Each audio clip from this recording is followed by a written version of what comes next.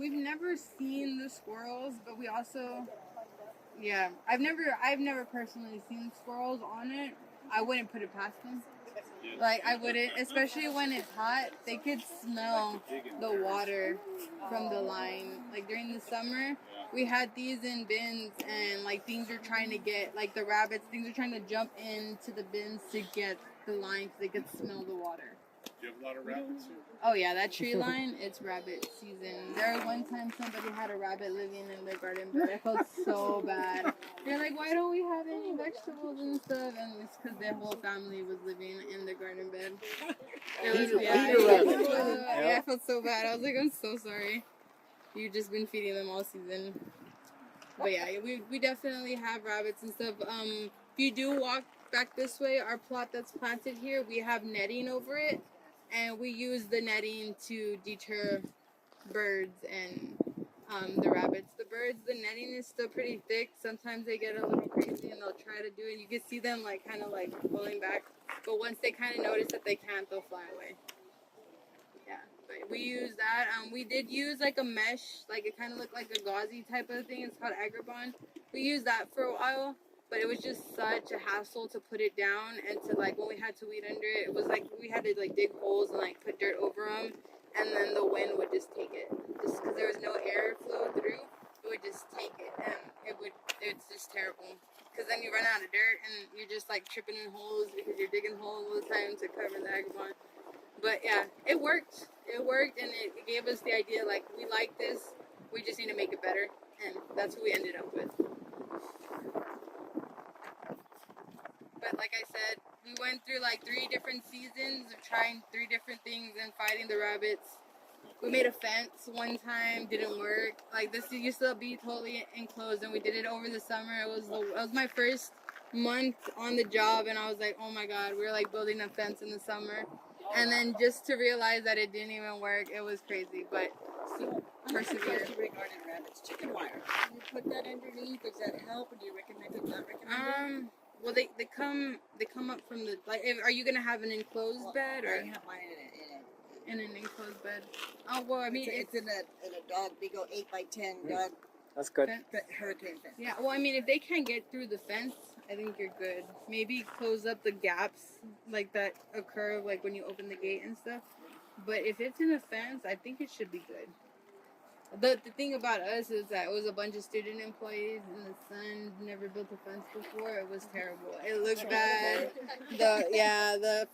It's so hard to like T-posting and like trying to hold, like we did like weed fabric. We did all sorts of things. So the garden here is 3 years old? 5, I think, 5. maybe a little bit. So 5 years. 2019? Yeah. Oh, this one. I've been here for 2 years, but it's been the farm here has been on for 5 years, and I believe the garden on campus has been since 2014, and this one's since 2019. Yeah, and then this community garden here on the farm is fairly new. It's about 2 years old, 2 or 3 years old.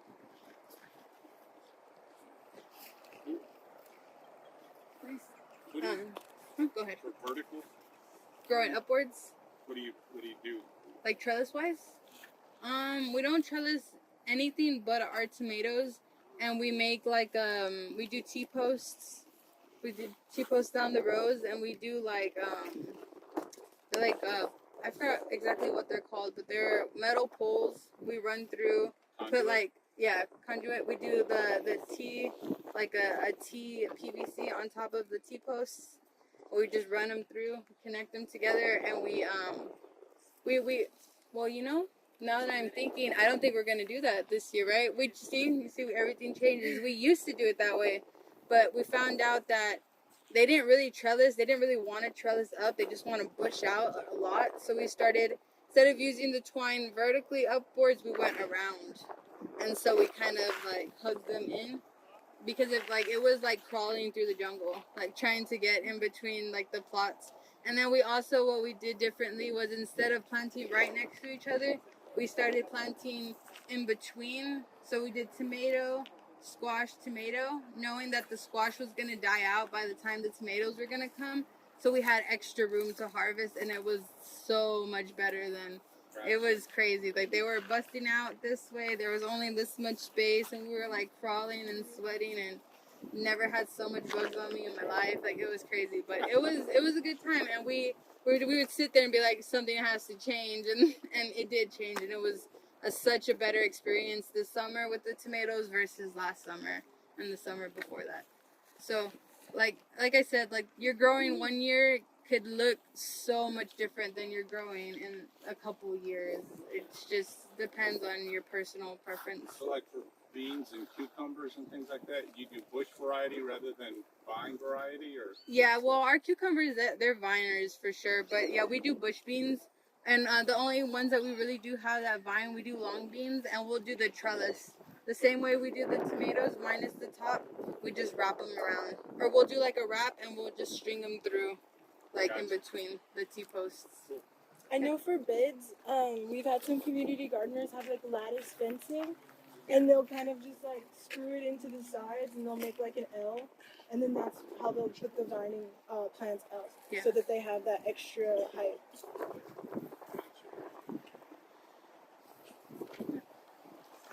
Does anybody have any more questions about like the gardening, and or maybe some more irrigation questions or anything? I was just wondering, where do you purchase seeds? What do you look out here when you purchase seeds? Yeah, so we'll do like sometimes we'll purchase like from Lowe's and things like that, but we like to purchase from So True Seeds, Johnny's Seeds. There's other ones. There's like a Southern Exchange, I believe. Does anybody also know any? So yeah, Southern Exposure Seed Exchange. There you go. Those are Waz Nursery here locally has seeds. But those are like the main three that we order from online. And then other things like if we can't find the seed and we're like, oh, we wanted to try it or something, we'll go and like order from like a random, or like sometimes we'll order from Etsy. Just depends, yeah.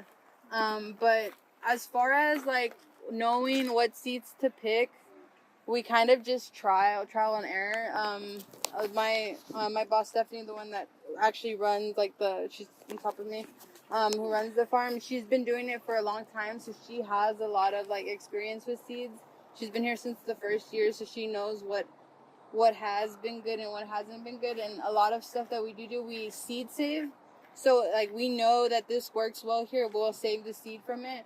And like it should have a better chance next year because it's like the offspring of like, so it's like we'll look for things that taste good, that survive in the heat, that won't go to seed right away. Like there's some like cilantros or some like lettuces that will bolt as soon as it gets hot. Like as soon as it gets hot, it'll go to seed, and you don't really get to harvest from it or anything. So we'll scrap those seeds. We won't do those again, and we wait to see what lasts the longest, and we'll let it go to seed, and we'll keep the seeds. And if we can't keep the seeds for whatever reason, we know what we put in the ground, so we'll get that variety again. But it's just trial and error, starting off with what you have and seeing if it works or not. There's all different sorts of varieties. You could even start off with 2 or 3 varieties of the same thing just to compare right away. We do variety trials is what we call them. Right now, we have a professor that's going to come do one on cucumbers. He's gonna test like disease resistance, pathogens, and things like that here. And then we're doing one on I believe it's cucumbers, squashes, cucumbers. We're doing one our own one on I'm sorry, maybe I'm wrong. We're doing one on cucumbers, and he's doing a cucumber agro-solar demo thing on the other side. Yeah, that's it. Yeah, we're testing which cucumbers do well here. And then he's testing growing with it's called agrovoltaics. It's solar panels like in agricultural like settings to see if like the crops will grow with that extra shade, or maybe that they could grow things that are supposed to stay cooler longer, like just things like that. Yeah, so then we're going to finish up under there. We have 30 minutes or 40 minutes left. We're going to go over the resource survey, and then we'll finish off with some pots and seedlings to take home as well. Get some shade now again. Yeah, thank you, Maria. You really helped us out. All right, we're going to finish up with one last section. That's the resource survey. If you want to get that handout out, the resource survey. We're just going to go over how to use that. So now that we've seen we've seen the strategies of selecting. This one is for what when we go home. This is gonna just help us look at what we need. I know. So About your unique resources. All of these questions are essential to get you thinking on how to make an effective growing plan that suits you. So we have a couple of questions on here regarding things such as the limitations of your space. These tend to vary depending on the kind of person you are. You might have your own land, or you might be renting, and you might need some kind of landlord permission. And you might have city limits also. So it's all important things to keep in mind as you're making your plan, seeing what you're allowed to do, what your limitations are. And another very important question to ask yourself is, are there any gardeners in your community? Community is a very important thing in order to keep maintaining this cycle of knowledge and share it. You can also look to borrow tools and resources. And yeah, just sharing the knowledge that you build up over time, coming to others with issues you might run into. Maybe you have solutions to things that others don't in your community, and vice versa. We also ask questions about two of our main resources in order to grow: light and water. Most plants need at least 6 hours of light to grow. That's one of the questions here. So it's important to see what space you have in your land that allows for that much light. To get to your plants. And then you want to be looking at water, seeing how you're going to get it to your plants, what kind of water you're going to use, the quality of your water, all things that will affect the production of your plants. And then everyone has different amounts of time and money that they can spend on gardening. Some people have less time than others, but as long as you effectively plan, there are solutions that you can make in order to fit your unique lifestyle. And then on the back, we have questions regarding tools and equipment. This again kind of ties into budget. Maybe you can borrow some, again, putting emphasis on the importance of community and knowing what gardeners are in your network. If you live on bigger land and you're trying to work that land, you might need bigger tools like tillers and whatnot. But if you live on smaller land and you're trying to maintain a smaller garden, then you might be working mostly by hand. But it's also very important to keep in mind your body and not overstrain yourself. And then we also have questions on soil conditions. Again, we're going to be having another workshop in October, the second Saturday of the month. So if you want to learn more about that, make sure to come there. But all these questions are very important. pH is important. Most plants will do fine here. There's certain plants, I think it's blueberries, that have like very specific pH. And that goes back kind of to what Katie was talking about. Out here, you might not have as controlled of a condition as, per se, like a bed or a container. So if you want to grow plants with like certain requirements regarding pH, you might want to look to these more contained practices of gardening. And then lastly, we have troubleshooting. So a bit on what Maria was talking about, just looking at what kind of pests are in your area, what kind of preventions you're going to have to be taking. And also animals like rabbits and whatnot. But yeah, that's about it. So, oh, you need one as well?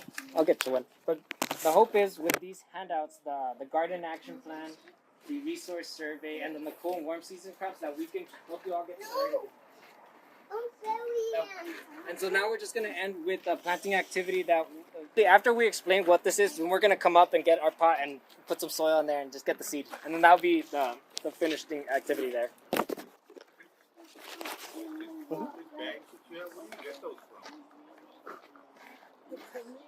That one, I can't Maria. That actually it's a medium that has mushroom, like fungal, like, yeah, that's what it has to add to it. It's an amendment, right? So it would be one part of the soil that you would add. That one mainly, it's like, I haven't seen it added to the beds. I've seen it added to like the farm itself. Where do you get that amendment? I'm not sure where we get it, but we use it for our seedlings starting. I think this one they just ordered it, but I couldn't tell you exactly where the farm manager got it from. I can ask Maria. Yeah, that's what I was looking at. Oh, Maria, do you know where we get this from? Like, order it from online, or is it like a... I think it came online. This is the first time we've used that here that I know of. Wait, this one instead of Yeah, that's the first one that I know that we used. Yeah, maybe Amazon.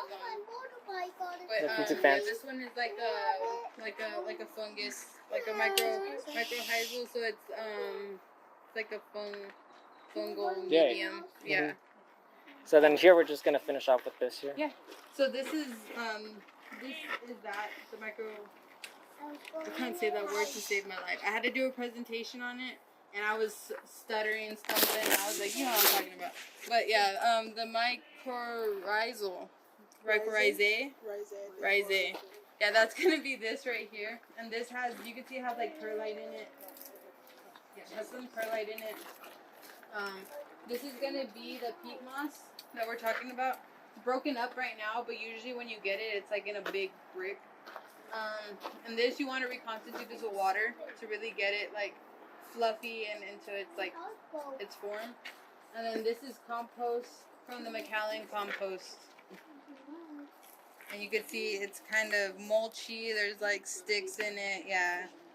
And we basically just mixed all three of those together in this bin with some water. Make sure it was nice and mixed up. Make sure the peat moss was broken up real well. And this is what we start our seedlings in, and then from the seedling, from the tray, once it's ready, it goes straight into the ground. And we could do that because we've really worked on that soil. That soil has been worked on. We've mended it so many times, manure, compost. We used to get the mushroom blocks from One Up Mushrooms. We used to add like some the substrate back into the ground, things like that. So we've had our soil tested and stuff like that. So good soil. It's getting to be good soil. But yeah, so we make sure they have a nice healthy start. You want to pull it all out of the ground, or not out of the ground, sorry, but you want to take it out of the thing and then just drop it into the hole in the ground and close it up.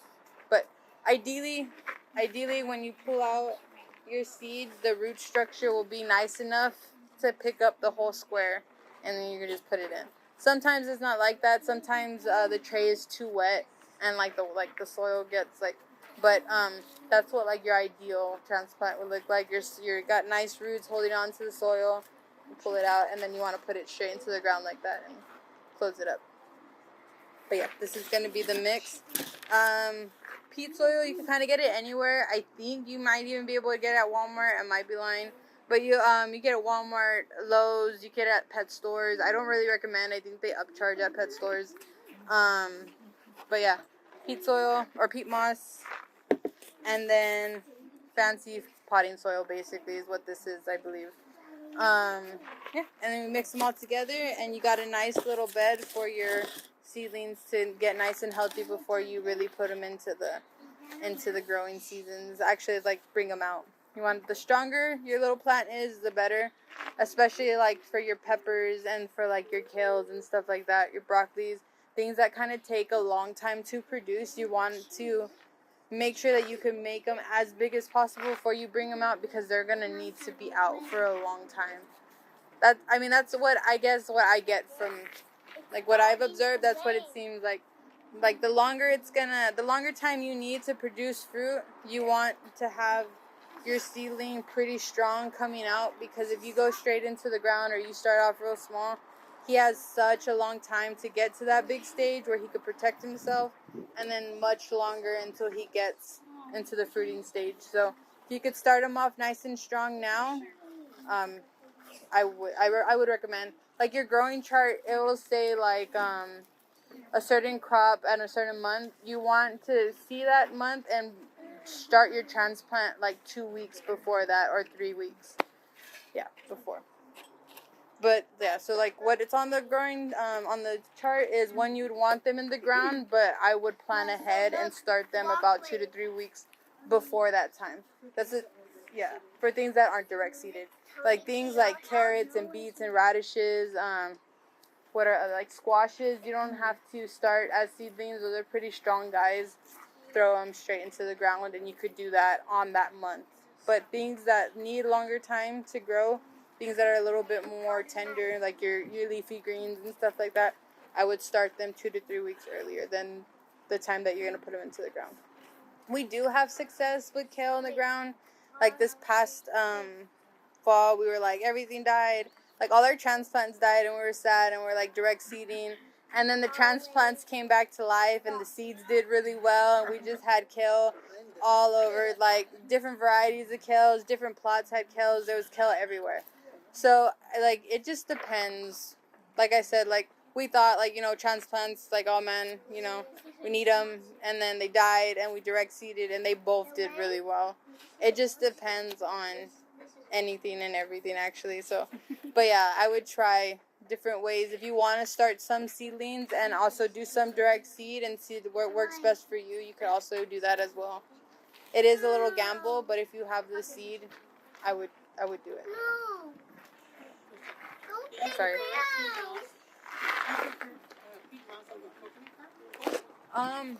Also over coconut core. I think peat moss is just cheaper than the coconut usually. And then peat moss also, coconut core is for more water drainage. Just like it's hairy, stringy. Maybe if your soil is getting a little too muddy and thick, you would add some coconut if you already have it. But we are fine with peat moss, and our stuff is outside now. Just so our drainage, it'll be hot enough. The bag. And it's usually fine with just peat moss.